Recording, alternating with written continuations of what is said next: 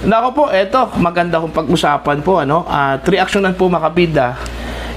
Isinisisi po, ano, mga kabida, ni Congresswoman Janet Garin, ito hong mga naglabasan pong mga memes, ano, patungkol ho sa paglalaway po ni Congresswoman Jervil Luistro po, ano, mga kabida, nung unang araw po ng impeachment trial ni Vice President Sara Duterte, ano, yung pangungutya po, ano, mga kabida, sa kongresista. Bakit po ang previous administration po ang pinagbibintangan, ano, mga kabida? Bakit po ang Duterte administration po ang may kasalanan? Diba? Hawak ba niya yung mga netizens na nangungutya po kay Jervil Luistro, ano, mga kabida, ano po? Ultimo siguro yung may mag-utot dyan, mga kabida, sa loob ng House of Representatives, o di kaya sa Senado, o di kaya sa Malacanang, baka ibibintang yan, ano, kay Digong. Kawawa naman po si Digong. Okay, walang kasalanan yung mama po, ano, mga kabida, ano po. Ano ba yan itong si Garin? Okay, bakit po sinisisi po niya yung previous administration? Okay, eto, babasahin ko muna, no, mga kabida. Ito hong post po ng Ang Balita Ngayon, ano, Garin tila isinisi sa nakarang administrasyon ang pangungutya sa paglalaway ni Luistro. Okay? Naniniwala si House Deputy Speaker Representative Janet Garin na panahon ng iwasto ang mga anyay hindi magagandang kaugalian na nabuo noong nakarang administrasyon kasunod ng pagkalat ng mga memes at pangungutya kay Lead House Prosecutor Representative Jervil Luistro dahil sa namuong laway habang nagsasalita sa impeachment trial ni Vice President Sara Duterte. Okay? Natatawa lang po talaga ako dito kay Janet Garin po, ano, mga kabida. Sa lahat po ng mga personalidad, ano, mga kabida, previous administration pa po yung kanya kong pinagdidiskitahan. Okay? Ang sabi pa niya dito sa unang bahagi ng balita po, ano, mga kabida, ng Ang Balita Ngayon, tanggalin na raw yung mga kaugalian na nabuo noong panahon po ng previous administration. Wala naman pong ibang pinatutungkulan ho siya dito, panahon po ni Digong ito, ano, mga kabida, ano po. Bakit? Ano ba yung nabuo noong panahon po ni Digong? Itong mga memes? Honestly, no, hindi po gaano po ka popular o hindi po gaano po ka gamit, ano, yung memes nung panahon po ni Digong. Okay? Mas grabe ngayon yung mga memes ngayon, ano, mga kabida. Diba? Huwag kong ibintang dun ho sa previous administration na hindi naman po nila kasalanan po, ano, mga kabida, kung ano man po yung nangyari po ngayong panahong ito, no, mga kabida. Okay? Madami na pong mga instances po, mga kabida, na ibinibintang po nila, okay, dun ho sa Duterte administration. Pati siguro yung pagpatay po kay Lapu-Lapu po, baka naman po ibibintang po nila kay Digong, ano, mga kabida, ano po. Alright? Ito, tuloy po tayo, mga kabida. Alright? Sa isang press conference, sinabi ni Garin na hindi dapat bumalik ang publiko sa kultura ng personal na pag-atake at panlalait. Okay? Ito yung sinabi po ni Garin po, ano, mga kabida. We're going back doon sa mga attitude, mga kaugaliang hindi maganda, pero tila na na-build up nung nakaraang administrasyon na dapat ngayon ay i-correct natin. Bakit po? Nakakasiguro ba siya nung panahon po ni Digong, ano, nag-umpisa po itong mga panlalait, ano? Kung tutuusin po, matagal na po itong ginawa po, ano, o ginagawa po ng mga Pilipino, ano? Parte na po ng kultura po natin, yung mga panlalait, ano? Okay? Yung pangungutya, parte na po yan sa kultura natin, hindi ho sa panahon po ni Digong. Diyos mio, Congresswoman Garin, okay, gumising ka na. Okay? Bakit yung pangungutya ba nag-umpisa po sa panahon po ni Digong? Bakit nung mga previous administration, walang pangungutya, walang panlalait, ano? Gaya ng sinabi ko po, Parte na po yan, mga kabida, ng kultura po ng Pinoy. At siguro, kultura po ng tao, ano, mga kabida. Yung panlalait, okay, yung pangungutya, ano, doon nga sa ibang bansa, discrimination, matindi.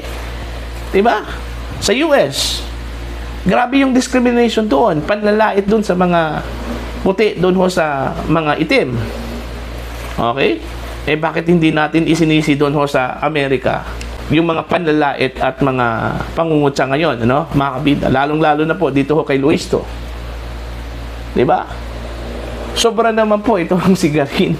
Okay? Pati itong paglalaway po, ano, mga kabida ni Luis to. Isinisisi pa po, ano, sa nakarang administrasyon. Ano bang kasalanan po ng previous administration ho dito sa mga nagsilabasang mga memes, ano, mga kabida ni Luistro?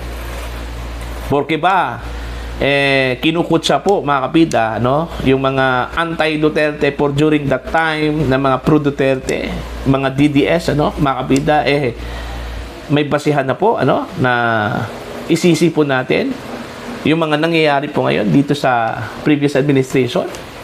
Diba? Absurd masyado, mga kabida. Diba? Eto, tuloy tayo. Ayon kay Garin, ang usapin ay hindi dapat umiikot sa pisikal na kalagayan ng isang tao, kundi sa mga isyong tinatalakay sa impeachment proceeding. Okay? Kailangan bang pagtawanan yon? No, it's actually bullying. Okay? Bilang doktor, iginiit din niya na walang medikal na batayan ang pag-uugnay sa paglalaway at sipon sa pagsisinungaling. It is an insult to us doctors to say that sipon and having saliva are symptoms of lying. Sino naman po nagsasabi na dahil sa paglalaway po ni Luistro, ano, at ang pagtulo po ng sipon po, ano, ng isang private prosecutor po, ano, makabida during the second day, ano, of the impeachment trial ni Vice President Sara Duterte. Diba? Kung ang mga netizens po ang gumawa po ng ganun, bakit isinisisi po natin sa previous administration? Okay? Personal na po yung decision po ng mga netizens yun, ano, mga kabida. Ano ba itong si Garin? Nananahimik na po si Digong doon ho sa The Hague. Okay? Hindi nga natin alam kung alam ba niya yung mga nangyayari po dito sa Pilipinas po, ano, mga kabida. Pati yung kanyang administrasyon po ang pinagdidiskitahan, ano, mga kabida. Diba? Unfair naman po yun. Alright? Nananawagan si Garin na iwasan ang personal na pag-atake at ituon ang pansin sa mga argumento at ebidensya na inihaharap sa impeachment trial. Ayon. Honestly po, ano, pati din ako, na-offend din doon ho sa pangungutya po, mga kabida, kay Luistro. Hindi naman po tama yun, ano, mga kabida.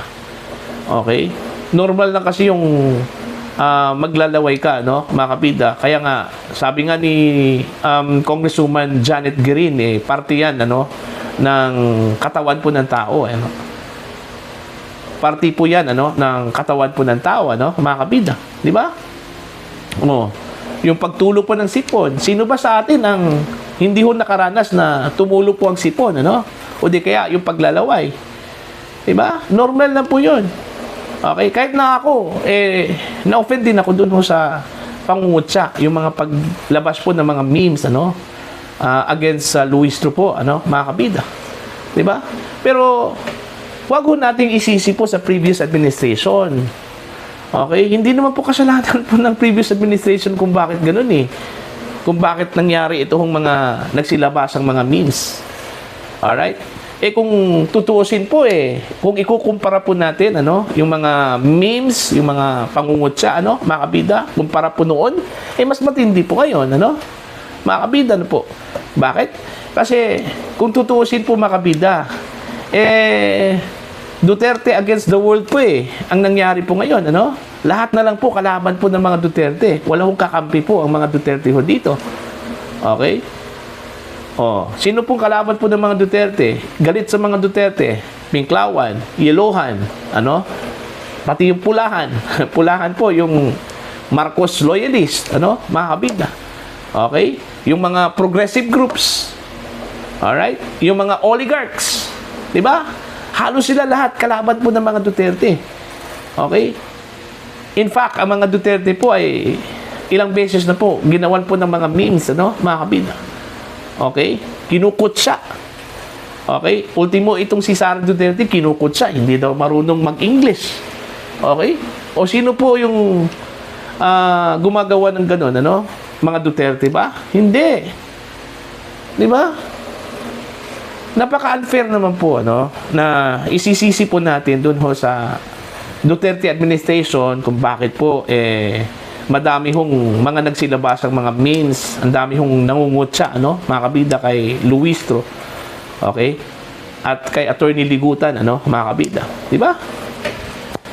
So, tigilan na po natin yan. Ako sa ngayon po ako dito sa sinabi po ni Garin, ano, na nananawagan po siya, no, mga kabida, na iwasan po ang personal na pag-atake at ituon ang pansin sa mga argumento at ebidensya na ihaharap sa impeachment trial. Yun yung dapat, ano, mga kabida, ano po.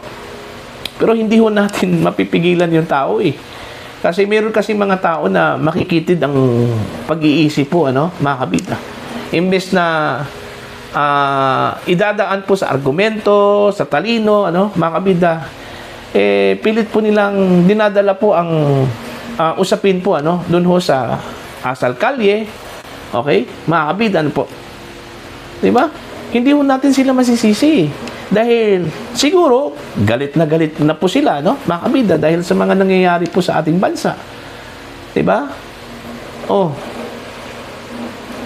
Kung galit man po itong si Garin, ano, sa mga nangungutya po kay Luistro, okay, yung mga gumagawa po ng mga memes, dapat ituon po niya yung kanyang galit dun ho sa mga gumagawa ng gano'n, ano? Mga kabida, hindi po isisisipan niya dun ho sa previous administration. Okay? Hindi naman po tama yun. Okay? Mga kabida. Alright? Oh. Kaya nga natatawa nga ako, eh. Dahil pati itong paglalaway, paglabas ng sipon, ano? Mga kabida. Duterte pa rin. Okay? Ang may kasalanan, ano? Diba? O, kaya nga, nasabi ko po kanina, siguro kahit na po yung pagpatay ho kay Lapu-Lapu, ano? O di kaya kay Magellan po, mga kabida, Duterte pa rin yung may kasalanan po doon. Okay? At kung meron man pong umutot sa loob po ng Kongreso, Duterte yung may kasalanan. Bakit umutot? Okay? Natatawa po ako dito sa kanila, no? Wala na talagang may isip po itong mga personalidad, ano? Hindi ko alam kung ginagamit ba nila yung kokote po nila, ano? Mga kabida. Siguro, dapat na po sigurong magpatingin na po sila, no? Okay? Dahil parang ibang-iba na po, eh. Mga kabida, no? Parang hindi na po normal ata. Diba? Oh. So, ganun lang po yung aking komento po doon, ano, mga kabida. Hindi naman po kinonsindi ko po yung mga nanglalait po, ano, o di kaya nangungutya po, mga kabida, kay Jervil Luistro. Para sa akin, mali po yun. Okay? Hindi ho dapat ginawa ng mga tao yun, ano, mga kabida. Okay? May sympathy andun po kay Luistro at saka kay Garin, ano, mga kabida. Pero yung simpatya ko po, mga kabida, pagdating na po doon ho sa paninisi ni Garin doon ho sa previous administration, ibang usapan na po yon, ano, mga kabida. Okay? Hindi na po tama yon. Okay?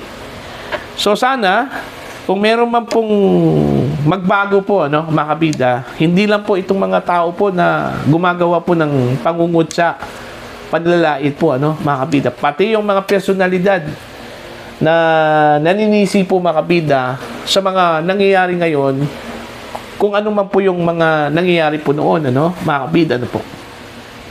Okay?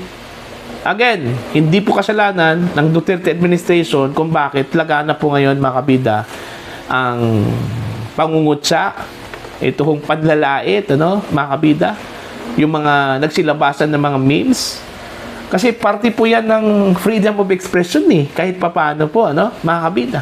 Kahit masakit, party po yan ng freedom of expression, ano. At party po yan ng pagiging demokrasya po ng Pilipinas, mga kabida. Kaya nga yung sinasabi po nila ang matamaan, huwag hong magalit. Okay? Bato-bato sa langit, ang matamaan, huwag magalit. Alright? Huwag hong masyadong onion skin itong mga nasa gobyerno, ano, mga kabida.